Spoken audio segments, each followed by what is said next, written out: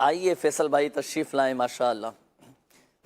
السلام علیکم ورحمۃ اللہ وبرکاتہ۔ ماشاءاللہ کیسے ہیں آپ؟ خیریت سے ہیں؟ الحمدللہ رب العالمین۔ آج ہمارے ویورز کو کیا بتا رہے ہیں، کون سا روحانی علاج ارشاد فرمائیں گے؟ جی ہاں، آج مدنی چینل کے ناظرین کو سلسلہ روحانی علاج اور استخارے کے اس سیگمنٹ آج کے روحانی علاج میں ہم آپ کو بتا رہے ہیں، بہت ہی زبردست والا روحانی علاج لے کر حاضر ہوئے ہیں۔ جی ہاں، دنیا ہے، دنیا کے اندر تقریباً ہر شخص ہی کی یہ خواہش ہوتی ہے کہ وہ اچھا کھائے پیے، اچھا گھر ہو اس کے پاس، اچھی گاڑی وغیرہ بھی ہو۔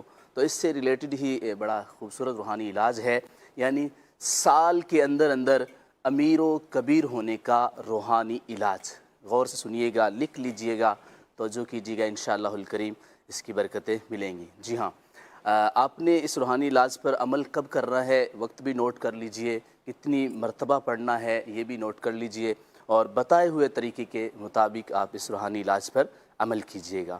نماز فجر کے بعد جب سورج طلوع ہو رہا ہو، نکل رہا ہو، اس وقت آپ نے اس وظیفے کو کرنا ہے، اور سورج کی جانب رخ کر کے، یعنی سورج کی طرف منہ کر کے آپ نے اس روحانی علاج پر عمل کرنا ہے۔ جی ہاں، صرف 300 مرتبہ آپ نے بسم اللہ الرحمن الرحیم یہ پڑھنا ہے، پھر اس کے بعد 300 مرتبہ آپ نے درود پاک پڑھنا ہے۔ جی ہاں، روزانہ پڑھیں، انشاءاللہ الکریم ایک سال کے اندر آپ امیر و کبیر ہو جائیں گے انشاءاللہ الکریم۔ آپ کے رزق میں برکت ہوگی، آپ کے رزق یعنی غیب سے ایسے اسباب پیدا ہوں گے کہ آپ کو گمان بھی نہیں ہوگا، ایسی جگہ سے آپ کو رزق ملنا شروع ہو جائے گا انشاءاللہ الکریم۔ ایک مرتبہ پھر یہ روحانی نوٹ کر لیں، روحانی علاج کہ آپ نے نماز فجر کے بعد جب سورج نکل رہا ہو، طلوع ہو رہا ہو، اس وقت سورج کی جانب رخ کر کے 300 مرتبہ بسم اللہ الرحمن الرحیم اور 300 مرتبہ درود پاک پڑھنا ہے۔ روزانہ پڑھنے کی کوشش کیجئے، انشاءاللہ الکریم آپ کے رزق میں خوب انشاءاللہ برکت ہوگی۔ یہ تو ماشاءاللہ بڑا امیر و کبیر بننے کا نسخہ آپ نے ارشاد فرمایا، امیر ہو جائیں گے ایک سال کے اندر اندر، امیر بن جائیں گے۔ پابندی سے اس کو پڑھے، بلا ناغہ پڑھے۔ اگر ناغہ ہو جاتا ہے، کوئی دن چھوٹ جاتا ہے، تو کیا پھر دوبارہ سے نئے سرے سے یہ گنتی شمار کوشش کر لیں، ناغہ نہ کرے، اگر ہو جاتا ہے کوئی اس کی میعاد وغیرہ ہے کب تک یہ وظیفہ میں نے بتایا نا، یہ پورا سال پڑھیں، روزانہ پڑھیں گے تو ویسی برکت ملے گی، اگر پورے سال کی۔ اچھا، یہ جو آپ نے فرمایا کہ سورج کی طرف رخ کر کے اب یہ پڑھنا ہے وظیفہ، اب سورج نکلتا ہے مشرق سے، صحیح ہے نا، مشرق سے طلوع ہوا اور مغرب میں غروب ہوتا ہے، صحیح۔ اب ہم جیسے مثال کے طور پر ہم اپنے گھر کے اندر یہ وظیفہ پڑھ رہے ہیں یا مسجد میں یہ وظیفہ پڑھ رہے ہیں، اب سورج تو، اب جیسے ابھی ہم یہاں اسٹوڈیو میں بیٹھے ہیں نا، اب سورج تو نظر نہیں آ رہا ہمیں۔ اب اس سے مراد یہ ہے کہ آپ جہاں بھی ہوں، گھر میں ہوں، آفس میں ہوں، جہاں بھی ہوں، لیکن رخ آپ سورج کی طرف کر لیں۔ ضروری نہیں ہے کہ آپ کو سورج نظر آ رہا ہو۔ اچھا، سورج کا نظر آنا شرط نہیں ہے، رخ اس طرف۔ اچھا، یعنی سورج نکلتا چونکہ مشرق سے ہے تو ہم مشرق کی طرف رخ کر کے کھڑے ہو جائیں، بالکل کھڑے ہو کر بیٹھ کر بھی کر سکتے ہیں، صحیح ہے، کوئی مسئلہ نہیں ہے۔ تو گویا کہ جب ہم سورج کی طرف رخ کریں گے تو ہماری یہاں پاکستان میں رہنے والے قبلے کی طرف پیٹ ہو جائے گی ہماری، بالکل صحیح۔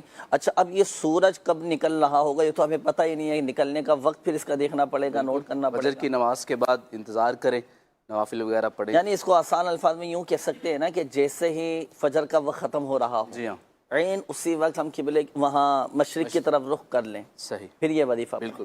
اچھا، یہ اسلامی بھائی بھی پڑھ سکتے ہیں کہ دعوت اسلامی کی جو ایپ ہے اوقات نماز کے حوالے سے، وہ بھی موبائل میں ڈاؤن لوڈ کر لیں، وہاں سے آسان طریقے سے معلوم ہو سکے گا، وہاں سے بھی معلوم کر سکتے ہیں، اپلیکیشن سے بھی، اور مکتبۃ المدینہ سے باقاعدہ اس کے کارڈ بھی ملتے ہیں نا، نقشہ اوقات برائے نمازوں کا، تو اس میں بھی طلوع فجر کا، اور اسی طرح صبح صادق کا وقت، سورج طلوع ہونے کا وقت، اور غروب آفتاب کا وقت، پانچوں نمازوں کے اوقات، 26 لاکھ سے زائد مقامات ناظرین الحمدللہ اس اپلیکیشن میں موجود ہیں۔ آپ جس بھی ملک میں رہتے ہیں، جس بھی شہر میں رہتے ہیں اور جس بھی علاقے میں رہتے ہیں، آپ اپنے متعلقہ ملک، اپنے متعلقہ شہر، اپنے متعلقہ سٹی، اپنے متعلقہ ایریا، علاقہ، جہاں کے بھی اوقات نماز معلوم کرنا چاہتے ہیں تو دعوت اسلامی کی اپلیکیشن آپ ڈاؤن لوڈ کر سکتے ہیں پلے اسٹور سے، اور مکتبۃ المدینہ سے بھی، یا آپ کو باقاعدہ اس کے کارڈ مل جائیں گے۔ جزاک اللہ فیصل بھائی، بہت شکریہ، امیر بننے کا آپ نے وظیفہ ماشاءاللہ بتایا، اللہ پاک ہم سب کو عمل کرنے کی توفیق عطا فرمائے۔ یہاں ناظرین کو میں یہ بھی ایک مشورہ دوں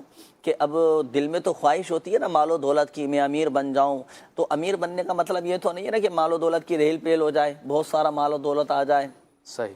تو دیکھیں وظائف بھی پڑھنے چاہیے، اور روزی میں برکت کا، رزق میں برکت کا جو سب سے بڑا وظیفہ ہے نا جو امیر بننے کا ہے، وہ ہے فرائض اور واجبات کی پابندی، نمازوں کی بھی پابندی ہو، ساتھ ساتھ ان روحانی علاج پر بھی عمل ہو، ماشاءاللہ فائدہ حاصل ہوگا. اور غنا کا بڑا تعلق ہوتا ہے، مالداری سے بندہ امیر نہیں ہوتا. مال کی محبت کی تو دعا بھی نہیں کرنا چاہیے، اللہ کرے مال کی محبت ہمارے دلوں سے نکل جائے. بس قناعت، خودداری اللہ پاک ہم سب کو نصیب فرمائے. جزاک اللہ قبلہ فیصل بھائی، بہت شکریہ، آپ تشریف لائے.